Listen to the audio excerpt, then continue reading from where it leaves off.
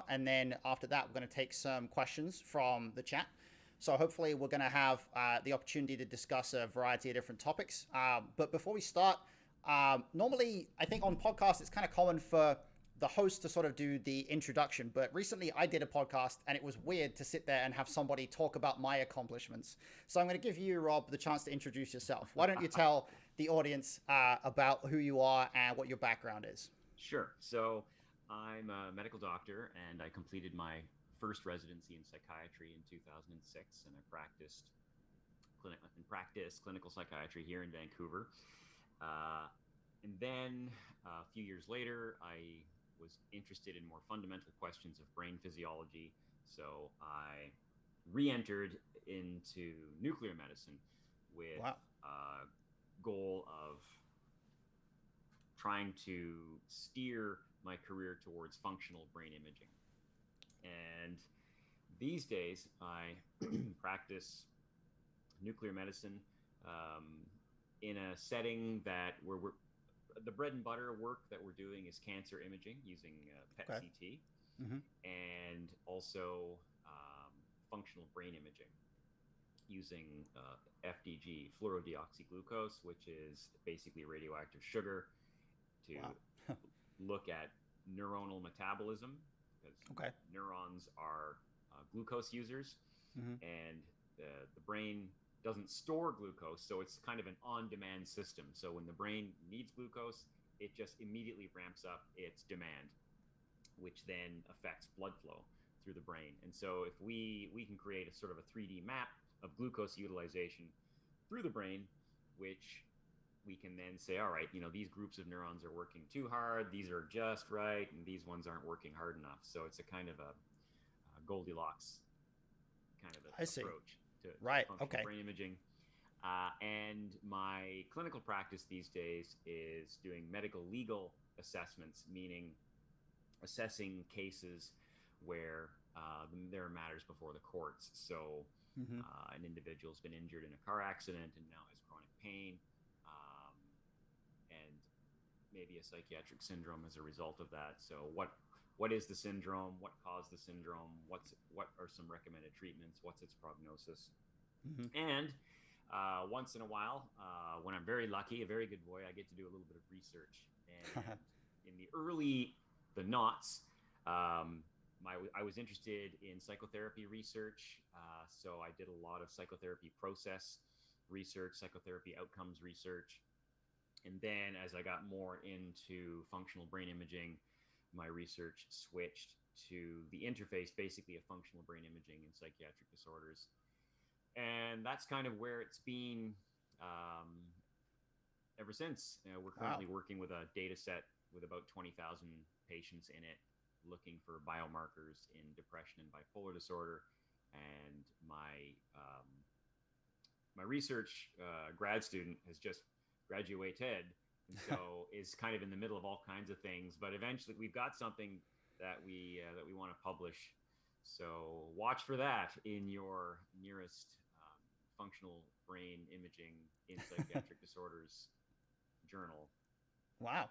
Excellent. Well, so it sounds like you have a background that has it sounds like you've jumped around between the treatment side and the research side of mental health. Is that fair to say? That is fair to say, and that's one of the nice things about being academically connected to a university. Mm-hmm. It's really nice to be able to flow back and forth. So when people ask me, what's it better to be, a scientist or a clinician scientist, and I answer somewhat sarcastically, well, you definitely want to be a clinician scientist because you can work in the clinic until you get frustrated and then switch over to the lab until you get bored. All right, so it kind of it satisfies all the different curiosities that you as a physician might have, I guess. Then, right? Yeah, in medicine, you have the opportunity. It's kind of a more of an existential kind of a job where Mm-hmm. you're trying to make real differences in people's lives in real time in the real world. And Right. in science, it's a more of a cool consideration of abstract questions. It's within a medical world, so you're interested in scientific questions that ultimately we're going to have some kind of a clinical payoff in terms of human health, but it's at quite a remove from that. Mm-hmm. So, for instance, our research in looking for biomarkers in, say, bipolar disorder, which is manic depression, versus Mm-hmm. major depressive disorder, uh, somebody could ask, well, who cares? Well, if you want to think about it in pragmatic clinical terms, I mean, I think it's just an interesting question just from a neurobiological point of view. But Sure. in terms of the clinical payoff, the the question's important because about 1 in 6 people who walk into their GP's office with depression, Mm-hmm. that's actually the start of a bipolar disorder that they don't know yet, Mm-hmm. because the depression in bipolar disorder looks exactly like the depression in major depressive disorder. And if we could find those 1 in 6 people right up front and get them on, say, mood stabilizing medication, like something like lithium, instead of antidepressants, this is going to make a major difference and a positive impact in that person's life going Mm-hmm. forward. Because right now, on average, it takes about 20 years to finally determine that somebody has bipolar disorder. Mm-hmm. And there's a very simple reason for that. You go to your doctor when you're depressed. When Yeah. you're manic, you're feeling good. Yeah. You don't go to the doctor when you're manic Mm-hmm. unless you get so manic that it becomes a problem in the public sphere and that Yeah. you end up in a hospital. So there are Yeah. lots and lots of people out there, particularly who get hypomania, or what we would call sort of low levels of mania, that just are living really functionally impaired lives, and their GP has only ever seen them when they're depressed. So they might show up once, twice a year, get put on an antidepressant, which doesn't really do much, or maybe even makes things worse because antidepressants can aggravate depression in bipolar Right. disorder. And um, they don't come back when they're manic, because they don't see that as a problem. They might see that, oh, I'm finally feeling good again. Let's go out and buy a new Volvo and a new Jeep and a new Ford and a new Mercedes. Yeah, well, So it's funny that you mentioned right away that that question of bipolar diagnosis, because my wife actually has bipolar. okay, She was diagnosed in her, I think, late 20s or early 30s, right, after having gone through that exact experience. Having experienced depression for a long time, and not recognized until well into her adult life that this was actually a symptom of bipolar disorder. right. Um, and Because and I that so was the oh start. That was the painful side, right? yeah, So right. of course you seek help when you're having pain, but Mm-hmm. people who are manic are setting up situations that are going to lead to pain, but they're Mm-hmm. not feeling that pain when they're manic. Yeah, she's actually in the chat. She's just corrected me. It was her early 20s. Early 20s, So yeah. yeah, so she didn't get diagnosed for quite a while. And I think the diagnosis itself, or it strikes me that one of the key moments in anybody's mental health journey is the time when you actually get a diagnosis. The diagnosis moment, or the time when someone is actually able to say to you, you have depression, or you're suffering with anxiety, Right. or you're suffering with this specific psychiatric disorder.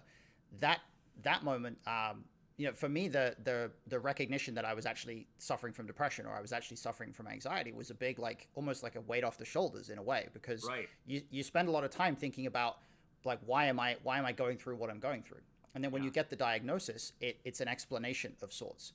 I'm And not I just a gloomy Englishman. yes, exactly.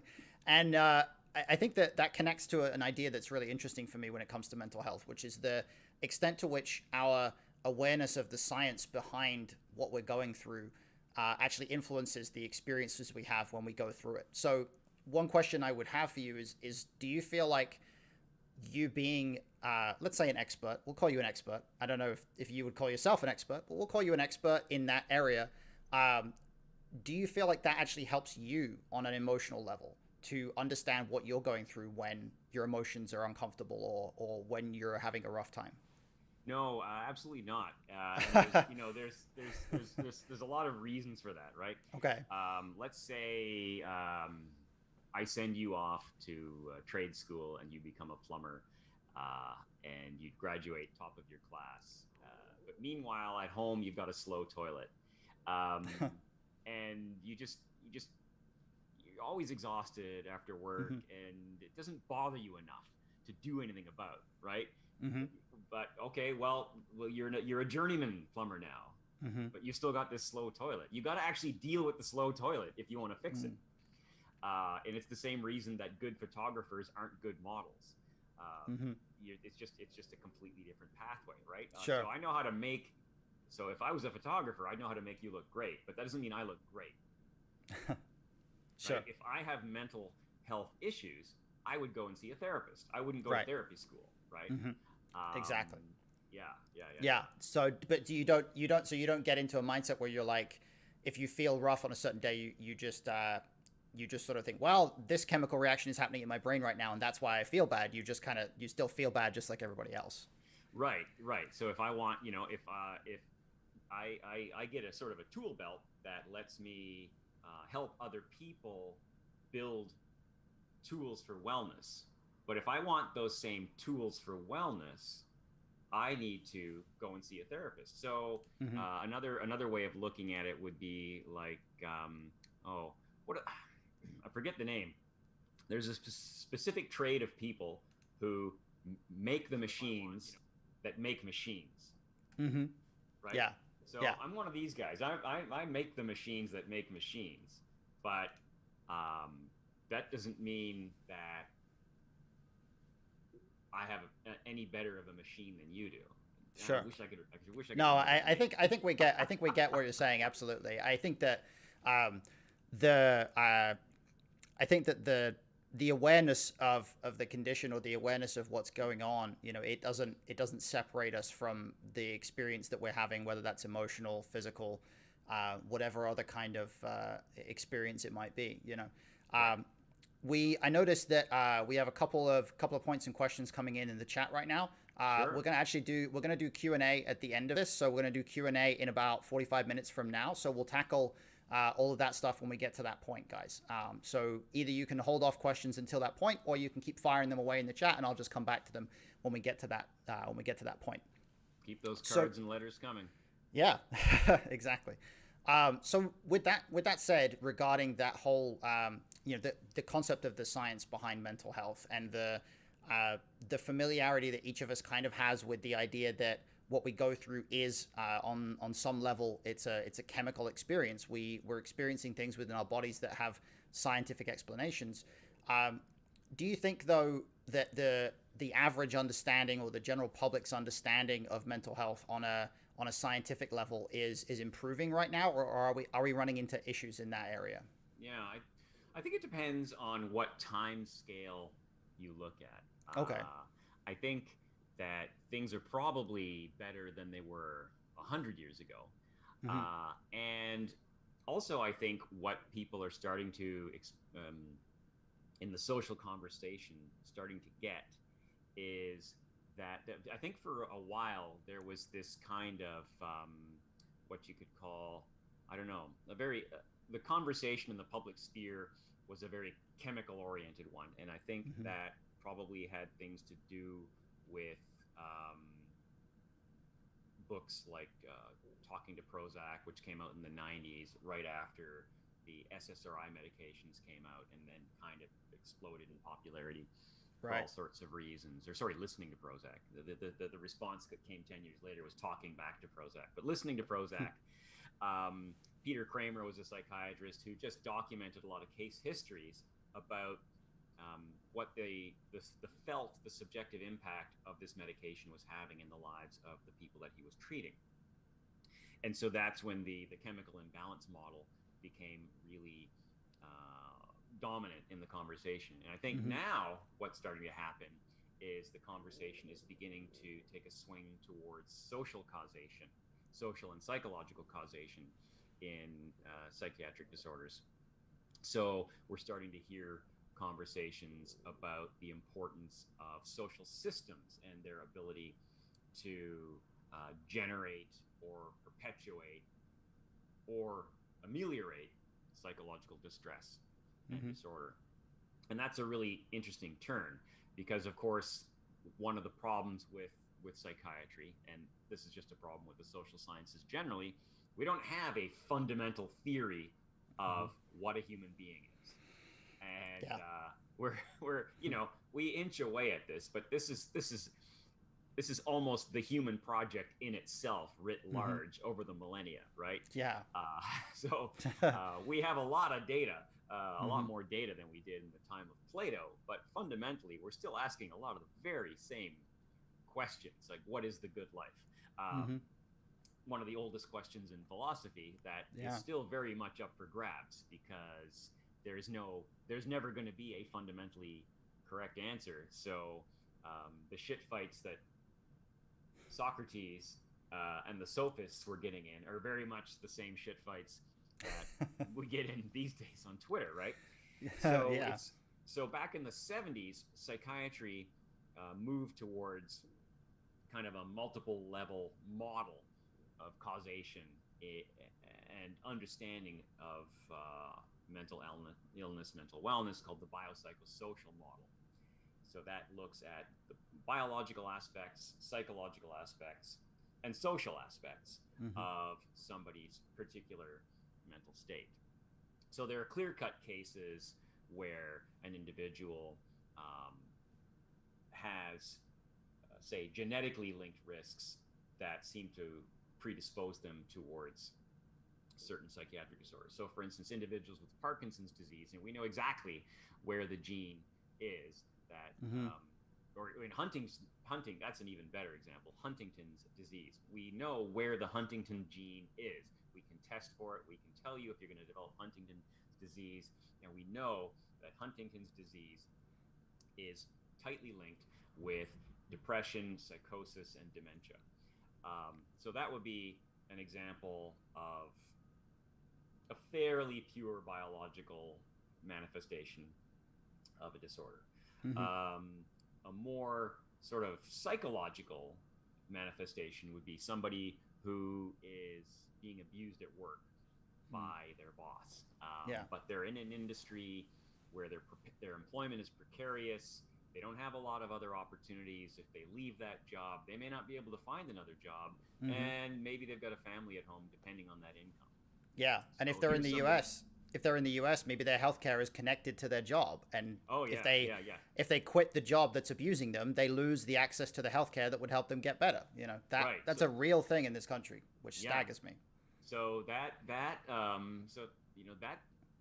might be an individual who is, on an aggregate level, no genetically different from you, me, the average people filling a stadium at a rock concert. Just genetically completely ho-hum. But because of that psychological situation, they're going to have that constant activation of stress, and maybe that gives way to disorder at some point. And then looking sort of larger at the the sociological level, as you alluded to, wow, why do we have this situation here in America, or there in America, I should say, I'm up in Canada, where my ability to access healthcare in a non-bankrupting fashion is linked to my job? Why did we build society this way, where we have trapped people into jobs that they just absolutely despise, and there's just nothing they can do about it?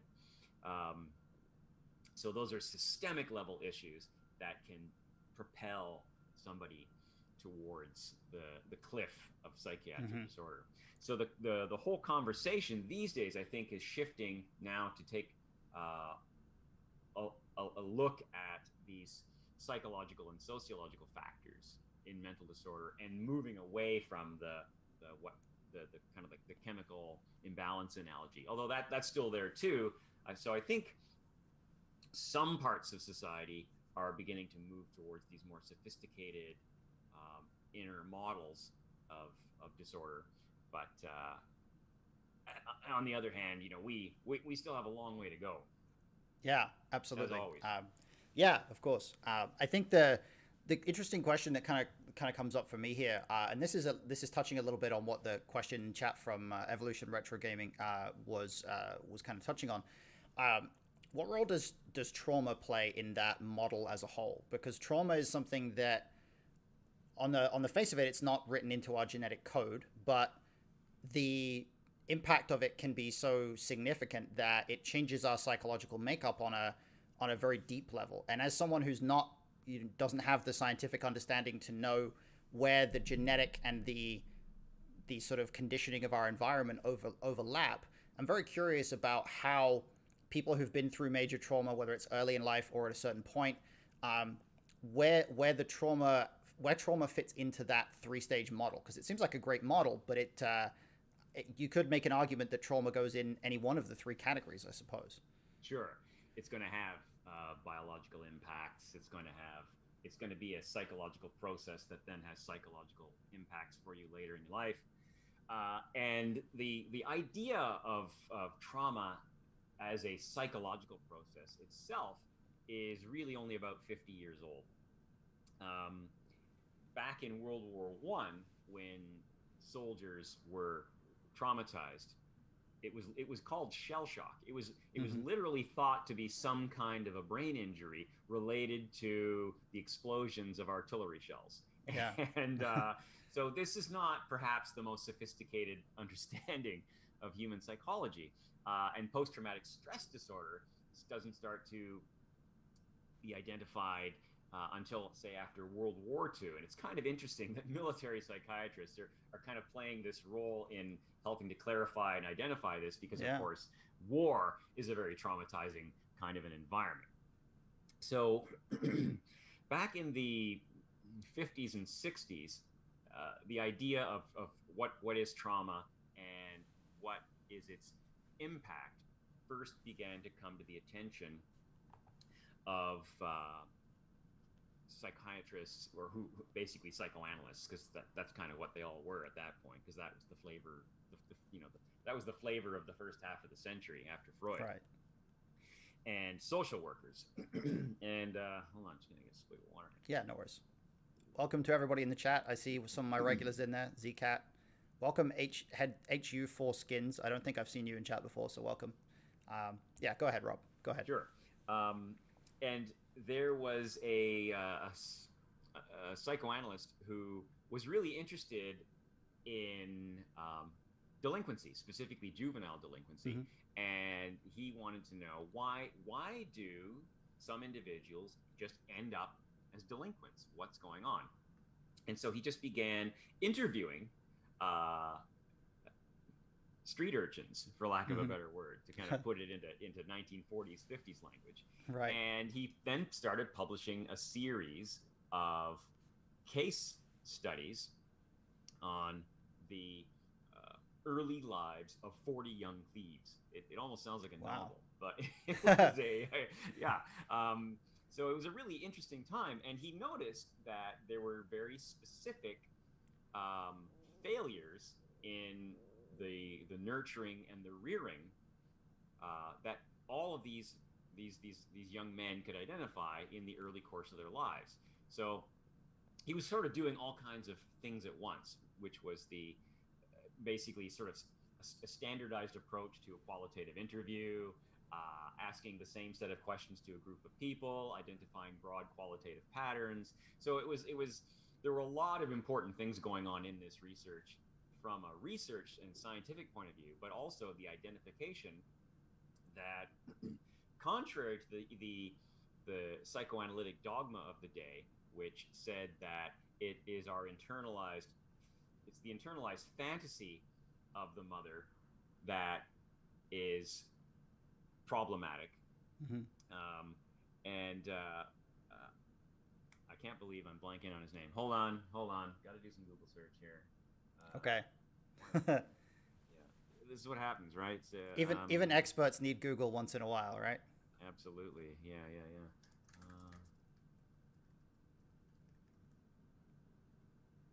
Let's go. Yeah. Okay. Boldy.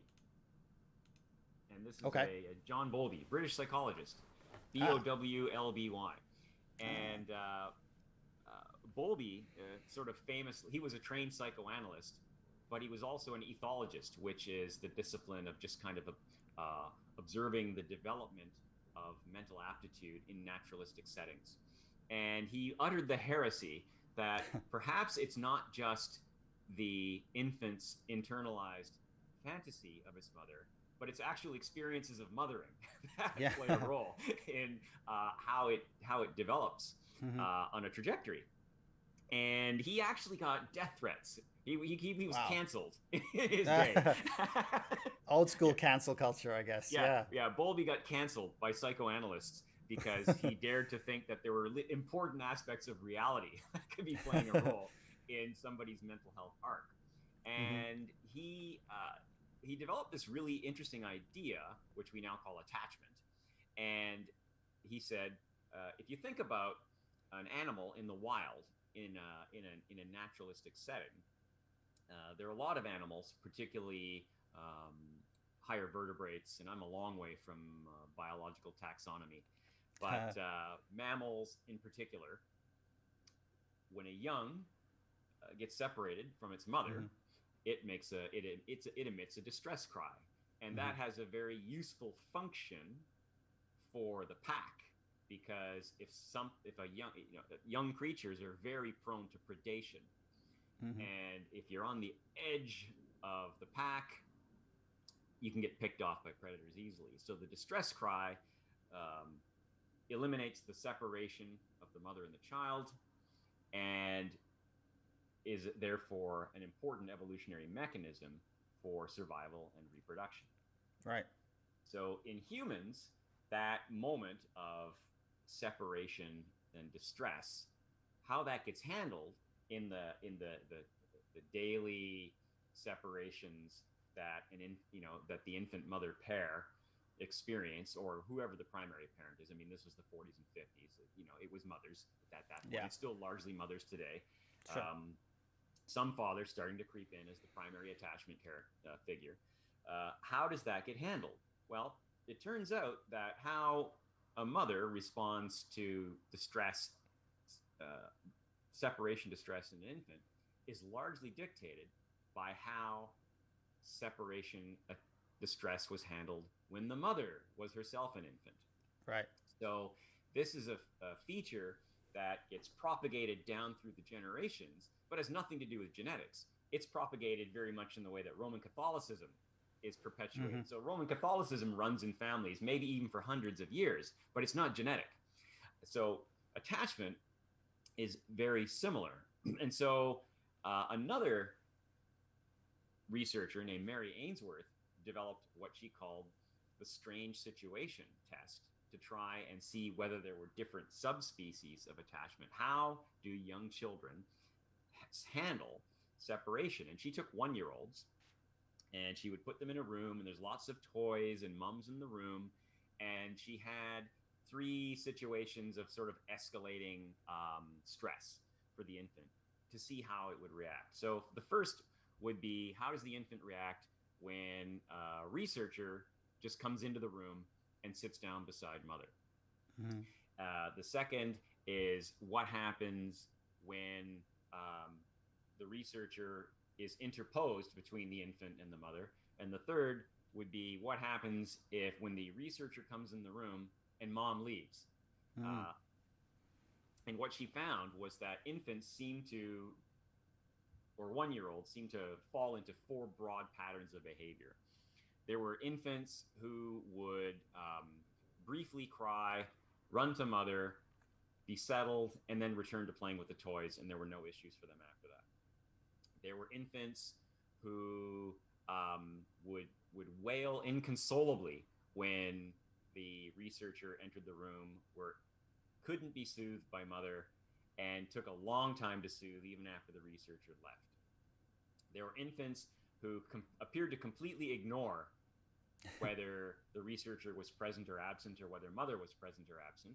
Hmm. And then there were the infants who would behave in really unusual ways when the researcher came into the room, such as they might approach the mother and freeze, or they might go over into the corner of the room, or they might wet a diaper. But pretty consistently, there were these kids that were easy to soothe, infants that were inconsolable, infants that didn't appear to show any distress at all, and then the infants who behaved in a really unusual fashion that were hard to categorize, and so they were put in this kind of fourth bucket. Sure. And from that developed these notions of secure attachment where the infant has that initial stress response to separation or a perceived threat, but then is easily soothed and is able to kind of go back to life as it knows it. Then there was pardon me, then the other three types were defined as types of insecure attachment. So, right. So this kind of the insecure anxious group, that their stress response gets going and it just keeps going and going and going, and it can't be calmed. Mm-hmm. And it turns out that in those kinds of cases, those are almost slot machine type parenting situations, where if I just keep hitting the button long enough, I'll eventually I'll get the jackpot of soothing. And so it's a learned pattern from random interval reward. If I just keep upping the ante, I'll get that. Right. The avoidant kids discovered that I can hit the button all day, but nothing happens. Mm-hmm. And so they develop a self-coping strategy of not seeking out, because they know they're not going to get it, so they don't seek out the nurturing. And then the fourth type came to be known as disorganized, where they would, in situations, experience separation distress, seek out soothing, and the caregiver would become a source of threat. So that would be sort of the classic, oh, you're crying, I'll give you something to cry about, kind of response, which is very disorganizing for infants. Mm-hmm. And it turns out that in those, there's this period of vulnerable developmental window where you go on to have your attachment style nailed down. It can be modified by later life experiences, but it's hugely, much like there are developmental windows for language, there are developmental windows for attachment style and what to expect from the world in terms of attachments. And that goes on to inform adult attachment style. So there are adults who are secure in relationships, in intimate relationships, and then with their friends, or insecure. And the insecurity tends to kind of manifest broadly in different ways. There's a lot of, flavors, but these are the kind of the broad categories. They're kind of like vanilla, chocolate, strawberry, right? So there can be the types who are constantly seeking out reassurance. There are the types who just never seek out reassurance. And then there are the types who are just really disorganized and in situations of vulnerability might experience freezing type behaviors, or become really detached, or experience some kind of brief mental disorganization. And those can all, now you go into adulthood with that kind of a setup, and you're going to have varying kinds of vulnerabilities to varying kinds of life stress, which might then predispose you towards different sorts of psychiatric disorders going forward. But they're also adaptive in certain ways, because these patterns appear to be stable across all cultures that have been observed. You take 1-year-olds from pretty much anywhere, you put them in a strange situation test, and you get very similar reactions. So why is that? Well, one thing that's really interesting is there was a strange situation test conducted in a nation that went on to have a severe drought and a famine. And the researchers went back to try and see, okay, well, what's the impact of that? And what they discovered was that all of the inconsolable infants were alive, whereas all the secure and avoidant infants were dead. So the ones that shouted for food got food. So under times of duress, these ordinarily problematic attachment styles end up being adaptive in their own ways. Wow. Yeah. That's interesting. That's fascinating. I think I want to tackle one question that came in from Kat in the chat, and then I think I have a point that I want to make, which connects us to the topic that I think we wanted to go into for today, which was COVID and how it interacts with some of those kinds of ideas. So I want to come back to that. But let's tackle this question from Kat, because it's directly relating to what we're talking about here. Which of those four categories tends to use drugs or alcohol the most as self-medication? Yeah, very good question. Because what's interesting is, even in the kids who are avoidant, if you hook up heart rate monitors and blood pressure monitors to them, when they're in and mom leaves the room and it's just the scientific researcher confederate in the room, their heart rates spike and their blood pressures spike. So they're definitely having a stress kind of a reaction. So all three basically could be regarded as the types that have maladaptive or incomplete coping styles. The ones that tend to get into the biggest trouble are going to be sort of the disorganized types, because they're going to have the most difficulty adapting to the demands of society. And you could sort of say it's hard to tell which one uses drugs or alcohol the most. They're all going to tend to use them at higher than baseline rates, and these are really common, right? It's not like this just like 1 in 10 person who has insecure attachment. This is a huge bulk of people, and it tends to map, just insecure attachment broadly maps pretty well to predicting drug and alcohol use. So I wouldn't know off the top of my head who's using the most, but I can definitely say that disorganized attachment is associated with the most maladaptive use that can tend to get into problems with homelessness, chronic disease, or criminality. Wow. Yeah, that's an interesting question. Thank you, Kat. So the connection that I could see there when we started going into the discussion of the 4 types is, I feel like what has happened to us on a social level since the start of the pandemic in, I guess, for North America, it was probably February, March kind of time, probably around the same for most of the Western world, I would think, is I feel like we've collectively as a society been through a certain kind of trauma ourselves. And I think that we've all responded to it in different ways. Have you noticed in the last 6 months or so that you can kind of see people having their own individualized sort of styles of reactions to the pandemic? I think so, yeah. And I'm seeing kind of, and obviously there's more, right? But then there's sort of these two broad buckets that are kind of interesting.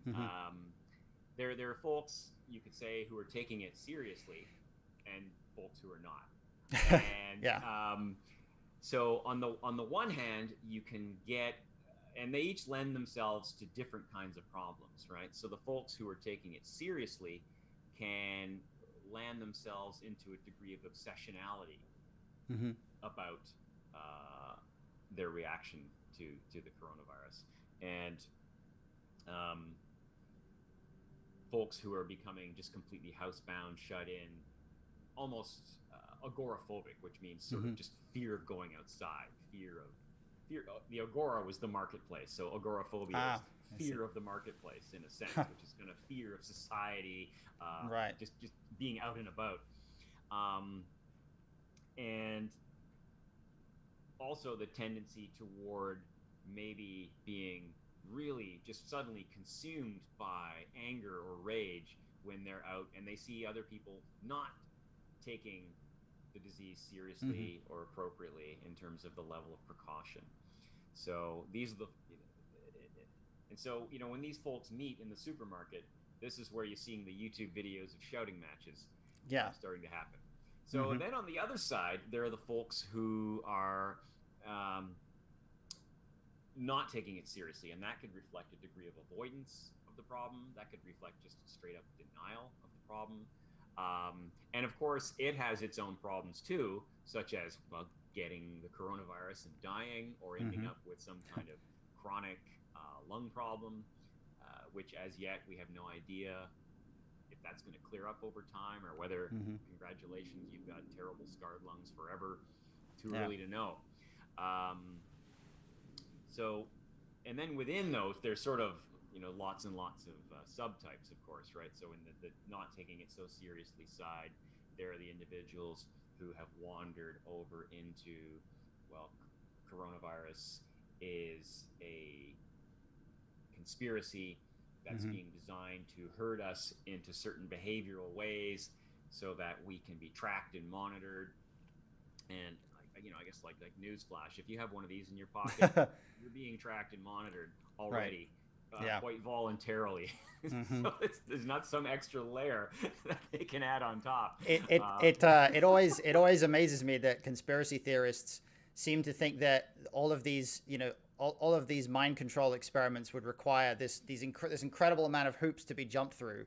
They have to reorganize the entirety of society so they could control us. It's like, if the ability to reorganize the entirety of society existed, they already control us. Like, that's the whole thing. If this pandemic is fake and the powers that you think exist in the world can create a pandemic out of nothing, then if they're powerful enough to create a pandemic, like, the situation you're afraid of is already here, So like, yeah. The conspiracy theory aspect of it for me has never obviously held a lot of weight, but I think it's very interesting to think about that side of the reaction, because I do agree. I think it's a very binary thing where you're taking it seriously or you're not, and the people who are in the side of not taking it seriously, I think there's a certain element there, or it strikes me that there's a certain element there where the scope of a pandemic, or the scope of how serious a pandemic is, or a pandemic that could and may end up, I don't know if we've passed the 1 million death toll globally yet. I don't think we have we? We're very close. I think on the weekend it was over 950,000. Okay, so a pandemic that at some point eventually will very likely kill over 1 million people. The scale of that may be so significant that there's a lot of people out there who don't have the emotional ability to kind of process that. I think that to some degree it strikes me that people are reacting in a way where they're it's almost like they don't really get that some things really are that serious, and you have to really think carefully about the way you act, because the world can be deeply affected by the way you act in these contexts. You feel like that's relevant? I think that's certainly a part of it, and I sort of would kind of think that there's a lot of complexity on both sides. So there are folks who are just kind of in a degree of denial. There are some folks who simply don't know, so there could be a degree of ignorance out there. Although 9 months along, that those cases are getting harder and harder to find. Right. And then, of course, for all sorts of reasons, particularly in the United States, this became a political football.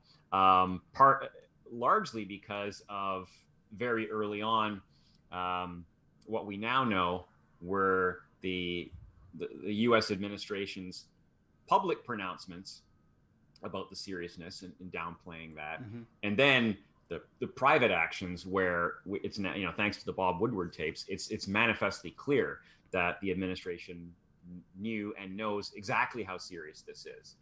So on the one hand, choosing a strategy manifestly murderous and ill-guided as it is, in the hopes of securing votes, and then the supporters just kind of latching on. This is the drumbeat. This isn't serious.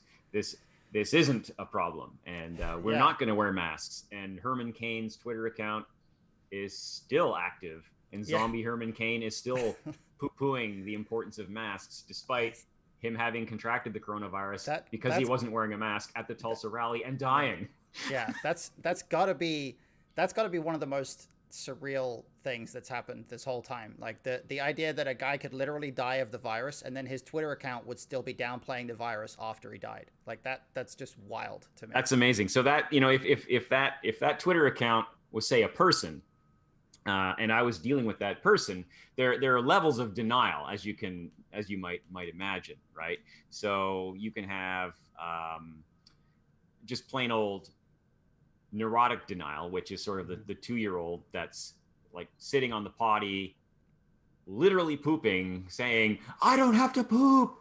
Okay, so that's denial in a kind of a primitive sense.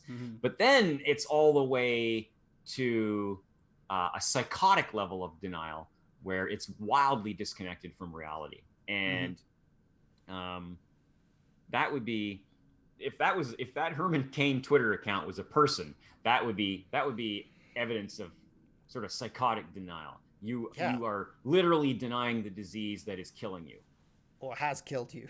Yeah, in this case, has killed you. Yeah. I mean, it's a crazy thing to think about. It really is, and I think that we've all gone through a lot of different emotions during the time that this pandemic has lasted. I think at the beginning, for me at least, or for a lot of people that I spoke to at the beginning, there was a sense of apprehension or a sense of, I think the world having changed in a way that we couldn't quite identify or pin down, and this sense of we're not sure how long this is going to last. We don't know how bad it's going to get, and I think that led to a lot of anxiety. But I think that I've sort of sensed that the vibe from the general population, particularly maybe in the US, perhaps more so than in other places, the vibe now is kind of flipping to the other side of the equation, where there's a lot of anxiety, particularly about the election and things like that. But there's also just an overwhelming amount of sadness about how serious things have become, or what we have allowed things to become in the US as a collective. And I think that the difficult thing that for a lot of people to deal with now is how to kind of manage that grief that a lot of people are feeling, the sadness that a lot of people are feeling, without it turning into just a huge amount of anger towards the people who didn't take it seriously. And it worries me to a degree, because I don't know how we go through a period now where we allow society to kind of grieve in the way that we all need to be able to grieve and process what's going on, but at the same time we address the fact that there's a huge sort of cross section of society that has directly contributed to making this worse, and it's sort of like we're all sitting here watching people take actions that we know are harmful, and knowing that those people are likely never going to face any kind of punishment or repercussions for having done this. And also knowing that in many cases, these people will not ever be aware of how significant the consequences of their actions were. Someone who doesn't wear a mask and infects other people, and then those people go on to die of the virus, that person will likely never know that it was them and their failure to wear a mask that caused that outcome. But I think that aspect of it, the fact that we all sort of have this inherent idea that things should work in some kind of just way, where people who do bad things should get punished for them, or there should be repercussions. I think one of the hardest things about the pandemic is we're all coming to this place, at least in the US now, where we recognize that all the people who are doing all this damage are never going to be held to task for it. And the sadness that comes with that is almost worse than so many other aspects of the pandemic, I think. Because it plays with that idea of fairness that we have. Yeah. And it leads to a phenomenon, or can lead to a phenomenon, called learned helplessness, which is the idea of, say, imagine taking a dog and putting it on a metal floor, and then you put a low electric current through the floor, and that's painful on the dog's paws. The dog just jumps off that floor. Yeah. Now, what you do is you put a roof on the cage so the dog can't jump away from the painful floor. And eventually the dog stops trying to jump. And even after you take the roof off the cage, the dog doesn't jump out of the cage. Right. And it has learned helplessness at that point. Yeah. And I think that that would be a difficult thing for us as a society to experience. And I think that there's a lot of, from the way I see it, there's a lot of repercussions of the pandemic that we're not going to see for a long time. I think we've seen a lot of short-term repercussions in people's mental health. There's reports, obviously we don't have a lot of good data on it yet, but there's reports of increases in depression, increases in things like that. And I think that the long-term ramifications of the pandemic are very unclear, at least to most people who perhaps aren't or don't have maybe as much of a macro level perspective on how we might expect public health and science to evolve on this. But I'm curious if you individually have any thoughts about what the ramifications of the pandemic might be for public health, either in Canada or in the US, or just for people's attitudes towards health and wellness as a social phenomena. Yeah.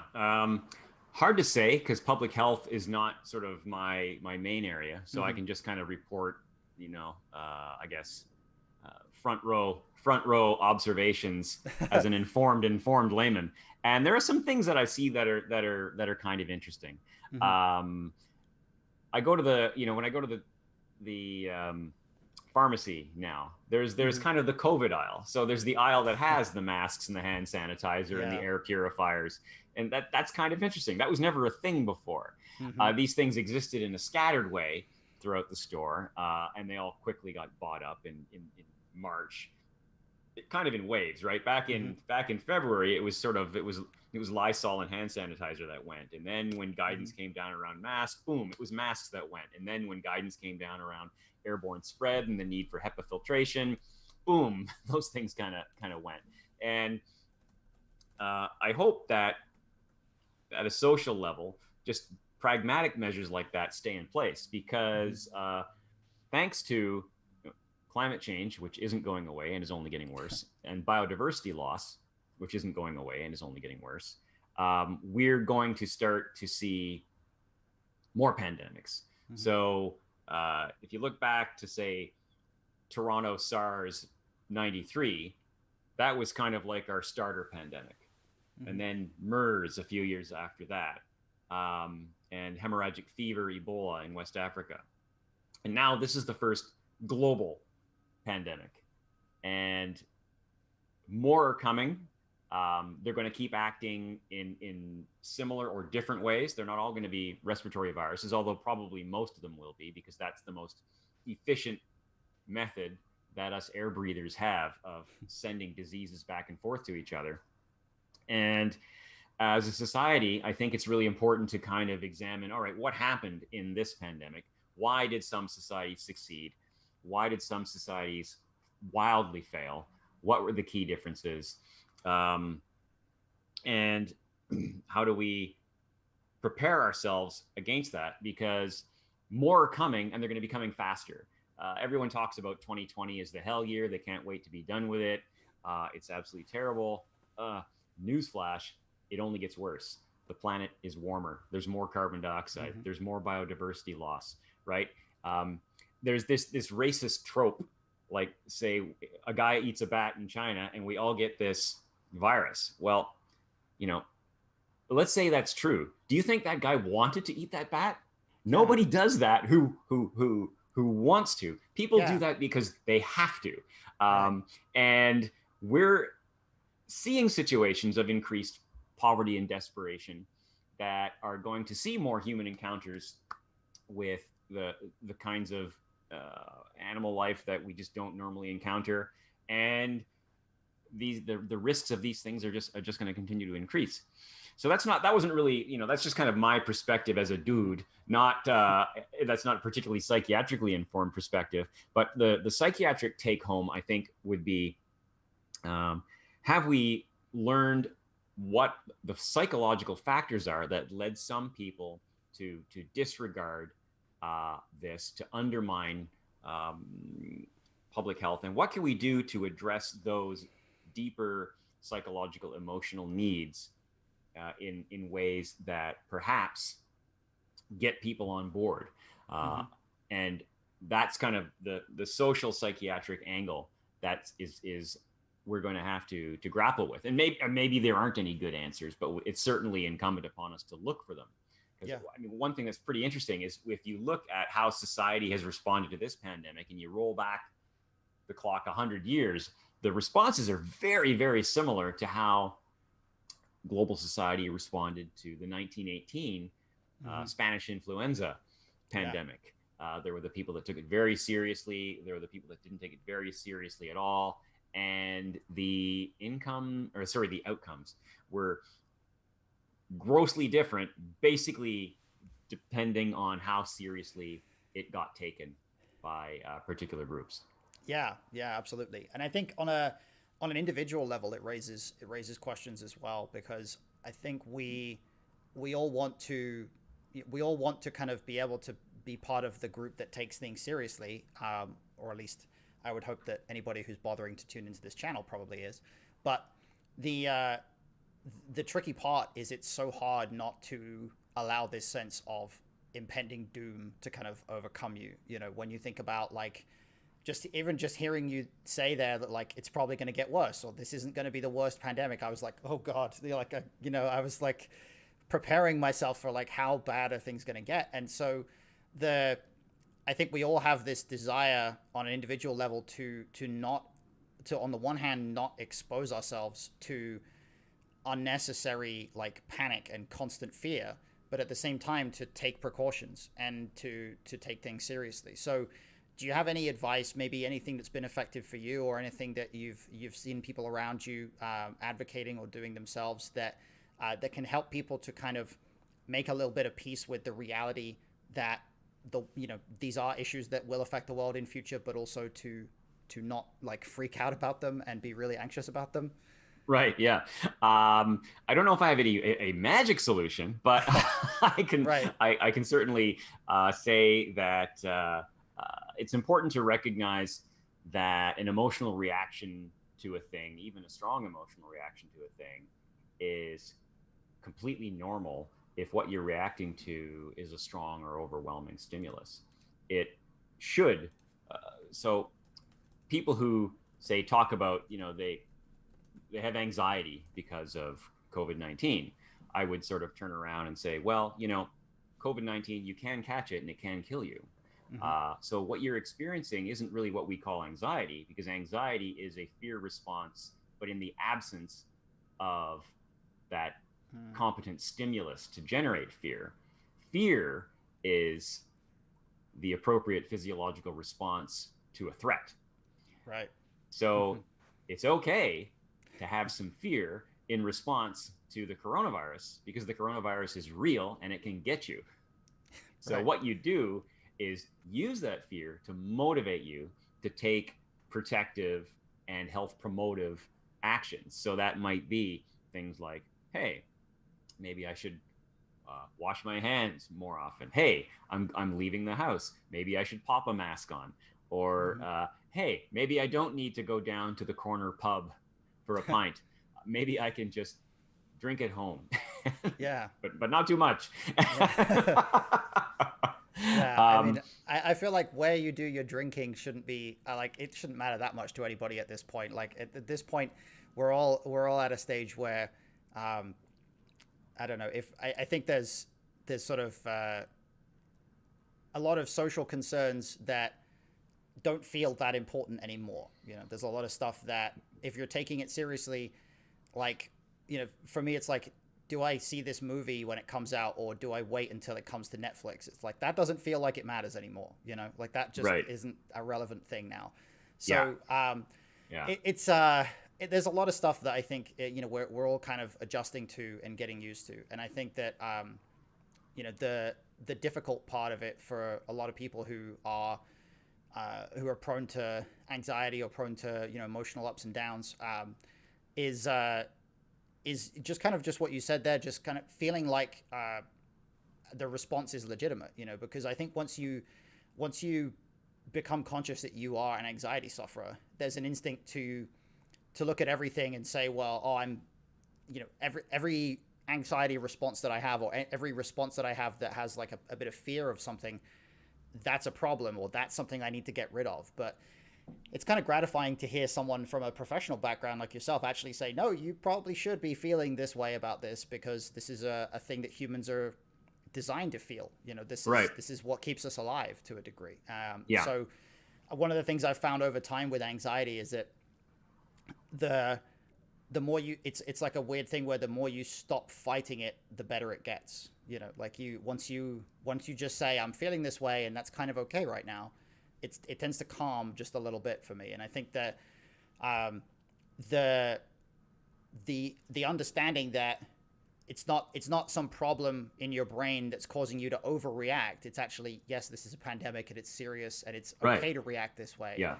That's hopefully that's comforting for some people out there. Yeah. This is the sympathetic nervous system operating as designed.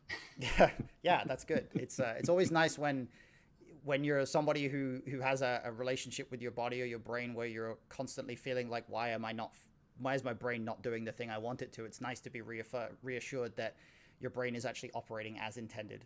Right. Yeah. Not all negative emotion is therefore disorder, right? Right. Yes, exactly. Yeah, that's a good point. Mm-hmm. So we have a couple of things that have come into the chat at different times. I want to make sure I check the YouTube chat because I'm not. Okay, cool. I want to make sure that the YouTube chat is popping up for me. I think we are. That's good. So to go back to Lee's question from the beginning of the session, Evolution Retro Gaming is a friend of mine called Lee. He says, I believe that I have some form of mental health illness, but I've never been diagnosed with a condition as I've never really sought professional help.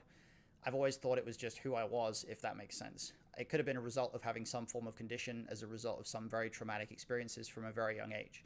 What would you say to someone who's kind of in that position of having maybe suspected that a diagnosis could exist, Sure. but not necessarily having had the opportunity to get diagnosed? I suppose other than, go see somebody, is there any advice you might give? Well, there's a few things in there that are interesting and that are worth unpacking. So first, there's this idea of the self, and I think one thing that is really worth hammering down is that whatever the self is definitely something that's changing. So who you are now is not who you were when you were 9 years old or 19 years old or 29 years old. So that's a constantly shifting thing. So the question, do I have a problem or is this just who I am? It's a kind of a false question. It could just be the case, I am someone with a problem. That might be perfectly okay. And I don't know what to call it. But don't feel like you got to kind of hide behind the fact that it's myself, and therefore it's intrinsic and unchangeable. Like, we change ourselves all the time, right?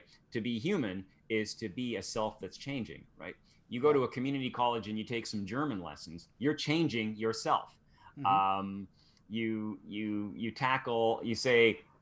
decide to go bungee jumping to face some kind of fear. You're changing yourself. We're highly malleable. It really is just a question of, are you willing to expose some aspect of yourself that's problematic, and then put that on the table as something that you're willing to change. And often the barrier ends up being the fear of bringing that out into the open, because it's painful and it's uncomfortable, because it's no big deal in a conversational German class to have a terrible accent. It might be something quite different if you're in Bavaria, and you need to get a tow truck because your car isn't working that you rented. Right. And you're on the side of the road trying to get somebody on the phone. Right. Or you're the situations can go on and on, right? So the idea of vulnerability is difficult and fearful for a lot of people. So often what you need to look at is, what is it I'm afraid of in bringing this forward and bringing attention to this, instead of kind of falling back behind overly rigid notions of the self. Right. So the second part there is, if I kind of come at it from a slightly different angle, if something happens to you at a young enough age, and say you get depressed as a result, and that depression never gets identified or diagnosed or treated, you can end up having depression for years and years and years and years and years and years and years. That, it's going to be tougher to treat because it's been running along for years and years and years and years, but it's still treatable. It's still worth bringing to attention. It might be tough for you to identify it as a problem because you just kind of start to see this as the way the world is. The world should be viewed pessimistically. The world should be viewed nihilistically. People should be viewed as untrustworthy, because people are untrustworthy. And so you kind of modify your internal working model of the world to completely justify your own pain and suffering. And we all do this. Like, oysters do this. When they get a grain of sand, they make a pearl, because that's a lot less irritating than having sand underneath the shell. We make pearls too. And those pearls, unfortunately, can't be sold at a market. They just end up causing problems in our own lives. And so a lot of psychiatry is kind of like identifying, like, hey, you know, are you, how bad do you want this thing? You know, is this the goal of your life? Is this kind of absolutely central to who you are? Because it seems like, you know, it's not for me to say what's a problem in your life, but it kind of looks like it's really big and heavy and weighing you down. And then looking at it from a say yet a third angle, you know, perhaps you are an individual who maybe without trauma, you're just kind of unlucky and you have some degree of pessimism kind of baked into your personality for whatever set of conditions, right? Ultimately, it doesn't matter. At the end point, if you're kind of coming through the clinic door, the problems on the surface are the problems that we look at and that we treat.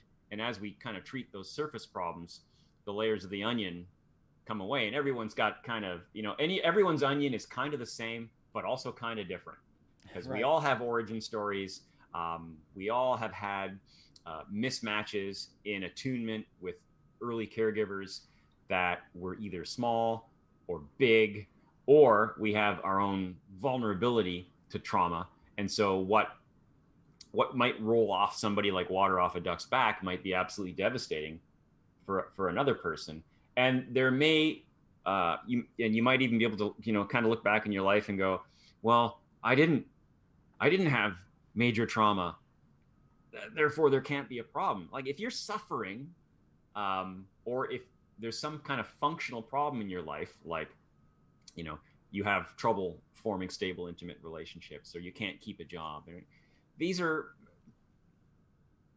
forget about the origin story. Just look at the surface layer and say, is this a problem or is this not a problem? And if it's a problem, then go and get help and worry about the backstory later. Don't try and get the backstory first. As an old psychotherapy professor of mine, I was working in group therapy, and there was this person who in this moment of crisis said, I want to know why I do what I do. And he said, just without skipping a beat, well, why would you settle for the booby prize? And she looks at him like, what are you talking about? Well, do you want to know why you're doing this thing, or do you just want to be better? Right. Everybody wants insight. Insight is really overrated. What we want is to not suffer as much and to function better in our lives. Yeah, that's a great point. I think that I sort of feel like I went through a lot of similar stuff to what you're kind of mentioning there, where I felt like I maybe going through till about 2014, 2015, around the time I met my wife, I was in a position where I feel like that backdrop of like just looking at things in a pessimistic way is kind of became the norm for me. And it took meeting somebody else who had a familiarity with mental health issues and who knew what living like that was like, to be able to say to me, hey, you probably don't have to be experiencing life this way. You probably could be experiencing it a lot better than you are, you know, or you're actually experiencing a lot of anxiety in situations where people don't usually, or, you know, you're depressed right now, or you're feeling depressed lately, I can tell, you know, stuff like that. Like having people around you that are in tune with these things and are able to pay attention to it and to give you feedback that you can't see because you're inside the problem.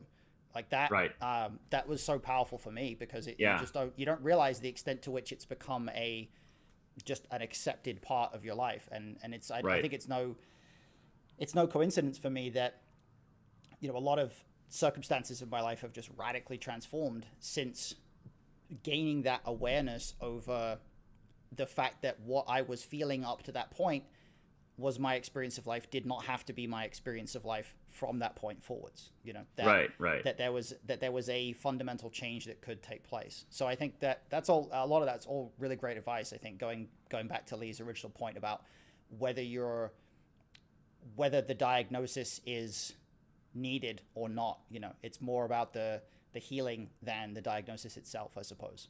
Yeah, and if a diagnosis helps you, you know, then pursue that, and maybe there is one. And mental health their mental health and mental psychiatric disorders respond to all kinds of different treatments. And the nice thing about having that disorder is that now plugs you into, okay, well, we've done research on people with these kinds of problems, and these kinds of approaches seem to work. So now you can avail yourself of a whole body of scientific research, which can then be turned into clinical treatments for yourself, or maybe you decide that just having that clarity is enough, and you try and tackle the problem on your own. That might work too. So there are a myriad ways that we can kind of have problems in our lives, and myriad ways of approaching those. The thing about, mental distress and mental wellness, kind of looping back to one of our earlier conversations, and this is kind of one of the fundamental conversations of life. What is the good life? How do I live the good life? And there's no one answer, right? Maybe you need to talk to a psychiatrist. Maybe you need to talk to a rabbi. Maybe you need to talk to a philosopher. Maybe you need to learn how to play the ukulele to boost your self-esteem a little bit. Or maybe you need to do all of those things. And maybe it's the case that doing this or doing this would have worked.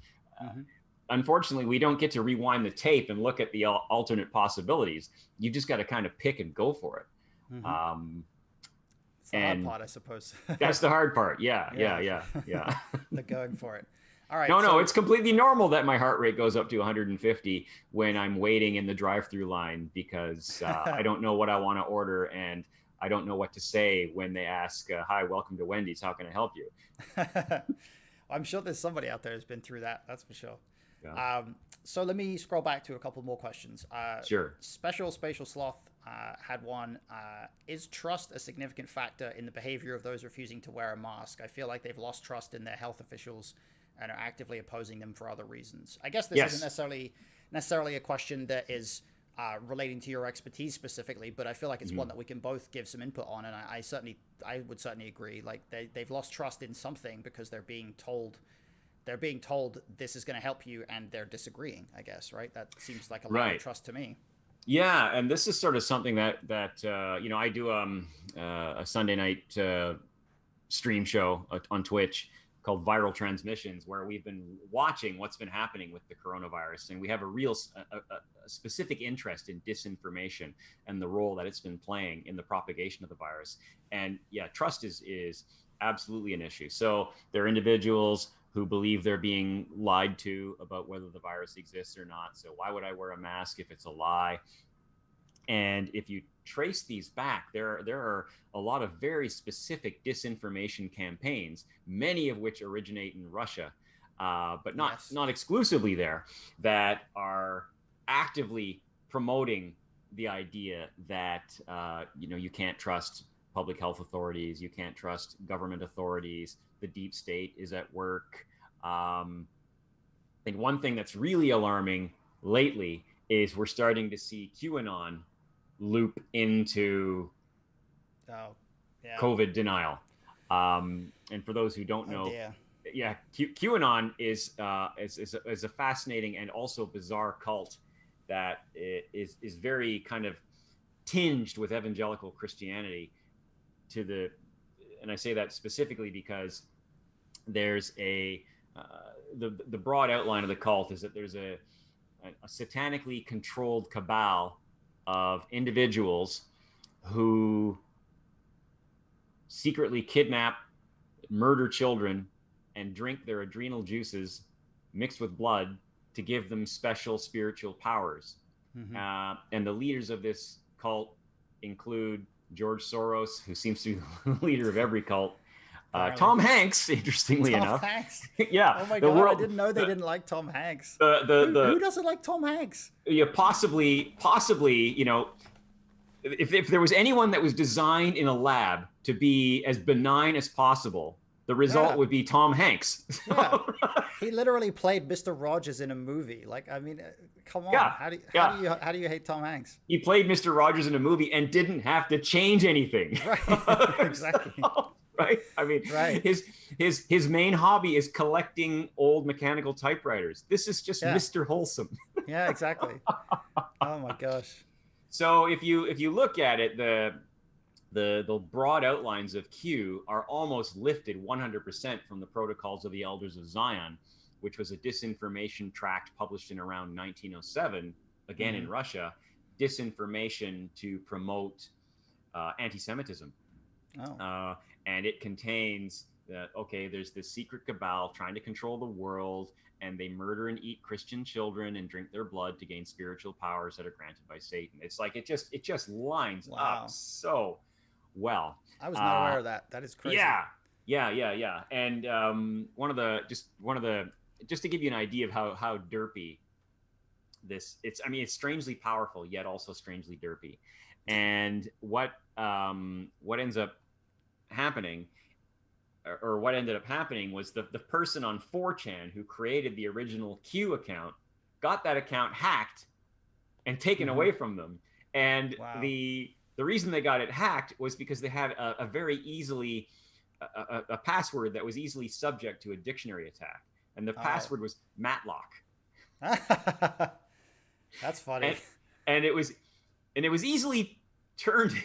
And then the next password was Matlock, except the A was the @ symbol, like in front of a Twitter handle, with an exclamation point. So it went from Matlock to Matlock exclamation point. So it's just like, so this is the level of the people who have created this cult just by pumping out just cryptic nonsense questions like the storm is coming, or save the children. And so now that has morphed itself into kind of anti-vax and vax, which is something we haven't talked about, but it's another movement that I follow kind of closely. And coronavirus disinformation. And now just recently, like not too long ago in Vancouver, there was what was called the Freedom Rally, and it was just this chaotic melange. Hundreds of people there were anti-vaccine signs, there were Q signs, there were no masks. And the organizers of the rally said, anything you want to protest, come on out. This is your rally to protest whatever is important to you. And I mean, it was the plague rally. Yeah. I mean, it's like I feel like it's like the four horsemen of the really stupid apocalypse, right? It's like COVID denial, QAnon, anti-vaccines, and what was the other one? I don't know. Well, climate change denial. Anti-climate change denial. Yeah, that's the one that's going to kill us all. Yeah, that's the right. I don't want this to become too panic-inducing for people, so let's stay away from climate change too much. But sure. I think the instinct I've always got about QAnon is that it started as a guy in his basement, and then it very quickly became a Russian psyop, because like the idea that the Russians wouldn't see it and then go, we can use this. Like that's clearly a thing that happened, so that feels like that sort of seems like my impulse as to where it's coming from. But sorry, go ahead. Oh yeah, no, and the where where networks of information and disinformation originate from, IP addresses within Russia, within Eastern Europe, it all kind of lines up as something that, and again, I'm not promoting the conspiracy that Q is a Russian military operation. No. The Russian military is way more sophisticated than that. They see things that are destabilizing originating within America, and it's like, oh, thank you for handing us this prepackaged destabilizer, which we will now put through our 1 million megawatt amplifier. Right. And feed right back to you, because we're just interested in undermining you. And you're going to give us the tools to undermine you. Well, thank you very much. We don't have to make our own tools, which often don't have the same level of social acceptance, and they get picked off on the radar. Yeah. I think the question that's kind of begged as a whole then is if this kind of denialism is now affecting public health on a grand scale, then how can the average person do things that make a difference in terms of combating this? I don't know if you have any expertise in this area that might be useful, but I'm curious what your thoughts are. So I mean, I think the limit of my expertise would be to say, okay, like, be aware of what good information sources look like. So have good kind of cognitive hygiene practices when it comes to sources of information. If in doubt, talk to somebody who is a reasonable source. That could even be me. If you have the opportunity to have conversations with people, have those conversations. It's probably not terribly helpful to simply kind of get into a shouting match with someone, because the person who you're having the shouting match with is just going to retrench even further into a pathological belief system. But it's important for yourself to realize, hey, there are facts of the matter here. There are actually real issues. The virus is real. The virus is actually killing people. And it's okay to kind of remind yourself of that once in a while. And public health measures are important. I do need to wear a mask. I do need to respect social distancing guidelines. I do need to minimize my time in indoor spaces, in crowded spaces. I do need to wash my hands. Just be aware that, sources of disinformation are coming. And that's not going to stop. And I think the next one that I'm really worried about is the Pfizer vaccine, which seems to be like it might be pushing hard for an emergency use authorization. It's trying to get itself approved under the weakest standards of all the leading vaccine candidates to try and get across the finish line first and get approved. And even if it doesn't meet its own weak standards in its phase 3 trials, and we got into this in a lot of detail in our last episode of viral transmissions last week. And I don't want to kind of, get on too much of a tangent, but it's a vaccine that's associated with a really high side effect profile. So the perfect storm to generate vaccine distrust is brewing, because Trump is gunning so hard to get a vaccine approved by election day that he can take credit for. And the horse he's backing is quite willing to be backed, because they're going to make billions of dollars if they sell hundreds of millions of doses of this vaccine. Right. But the possibility exists of a vaccine getting approved that hasn't been adequately tested, is associated with a boatload of side effects. And this is an almost perfect setup for a vaccine disaster that sets public trust in vaccines back 50 years. So one thing to be aware of in real time is that's going on. That could happen. That doesn't mean vaccines are bad. That just means that the fox got into the hen house, and has created a lot of problems. Good vaccines are being developed in a disciplined and orderly way, and those will come. So that's kind of a destination a bit different than the question, but it is kind of a real-time thing to kind of grab onto and be aware of, because what ultimately is going to take us out of this pandemic is going to be a vaccine for it. Right. It's going to be science that's done by people whose interest is developing scientific cures that work for everybody, and not people whose interest is to make the most money or to get elected. Right. Yeah. So there's a 150 nation agreement that's just been signed. I heard about that. Yeah. Excluding only the US and China. And it's sort of like, okay, we're just going to get on with this ourselves, and we're going to create a vaccine, and we're going to distribute it amongst each other. And we're 6/7 of the global population. Come and join us if you want, but we're not waiting for you anymore. Yeah. It's sort of, it makes it a little bit of a depressing time to be a United States resident, honestly. Like as someone who moved here, I moved here in 2017, of all the times to move here, it's probably about the worst one you could pick, except for maybe I don't know. Right. I was going to say 1775 or something, but the really, or 1864. Yeah, exactly. 1864. But it's a pretty turbulent time to be here in the US, and it doesn't feel good to know that a lot of this stuff is there's so much uncertainty out there. But I think that the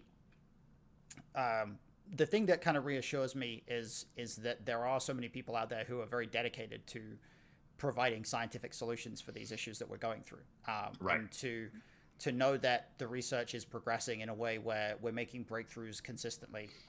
Right. So I suppose if since we're coming not too far from the 90-minute mark now, if we could wrap this on a note that's a little more optimistic, maybe. Yeah. What reasons do you see, with all the awareness that you have? What reasons do you see to be positive about the direction that things are going right now as far as COVID goes? Do you see anything that's telling us it's not as bad as it was? Let's say. I think the thing that gives me optimism is that, most people, and this includes in the U.S., in most places in the world, I think they're doing their best to deal with the pandemic in an appropriate way. So, most people are trying to maintain social distance guidelines, trying to avoid going out. You don't see the people doing it right because they're all at home, right? Yeah. They're all at home, not going out. And it's the dilemma of public health. When public health works, nothing happens. Mm-hmm. When you get in a car crash and the seatbelt and the airbag keep you from getting injured, and you walk away from the accident, and you're like, that accident wasn't a big deal. Why did the airbag go off? That's the public health dilemma in a nutshell. Right. And I think what we're seeing vaccine, the revolutions in how we're understanding respiratory viruses, the revolution in droplet science, in aerosol science, a lot of fundamental aspects of how viruses transmit have changed. Our understanding has changed in less than a year. We've developed new techniques for developing vaccinations that previously just never existed. We have vaccine development processes that are going simultaneously quickly, yet also safely in a way that's just faster than has ever happened before. So a lot of scientific processes, a lot of our fundamental understanding, and that's knowledge that we get to keep.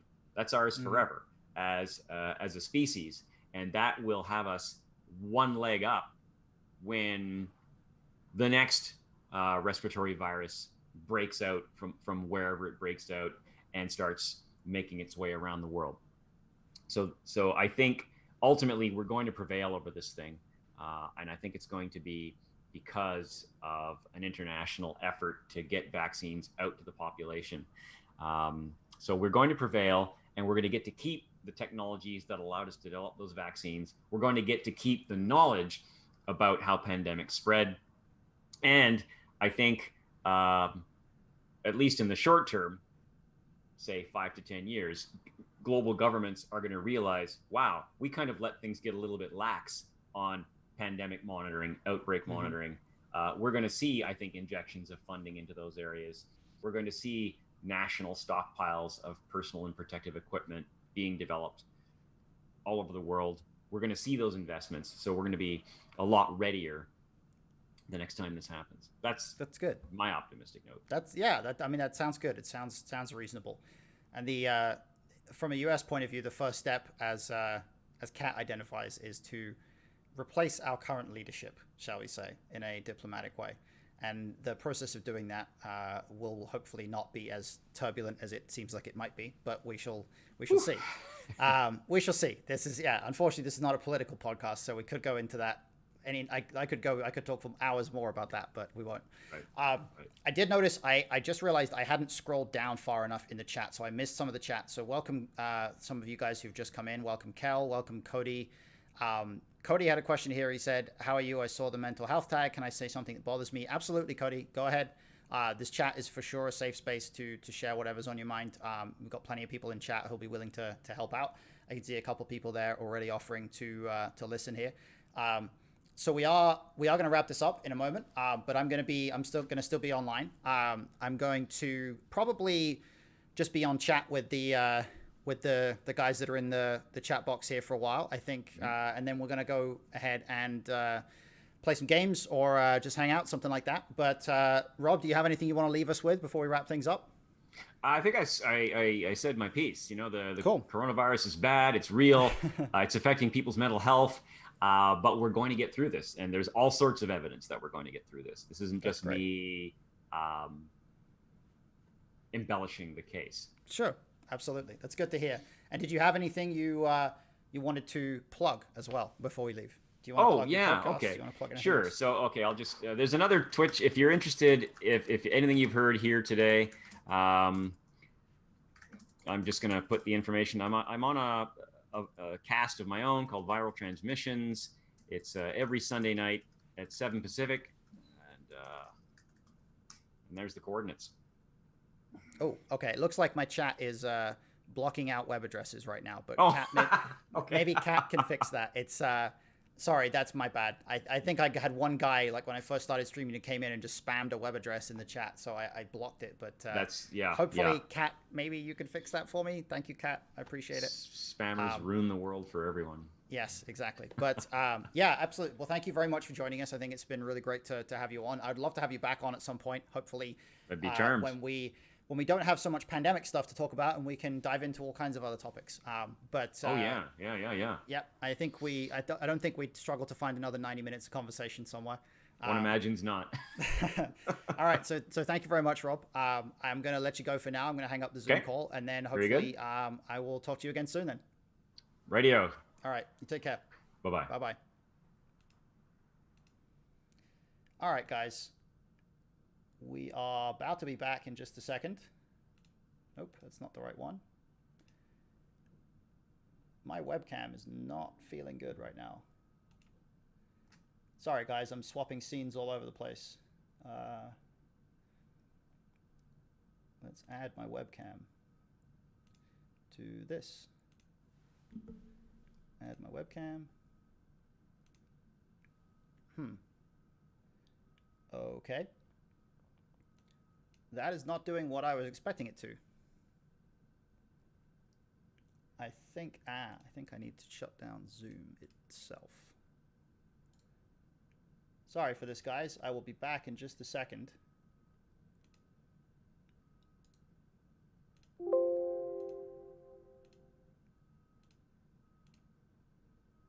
Hoping that it's going to come through. No. Not even my in-game one is coming through. All right. This is a little bit of an issue. All right, guys. I'm going to be offline for one brief moment because I think I have to restart Streamlabs, but I will be back online in just a second. We're going to continue. I'm just going to continue in the just chatting category for a minute so we can kind of wrap up and talk about anything that's left over on you guys' mind from the discussion with Dr. Rob.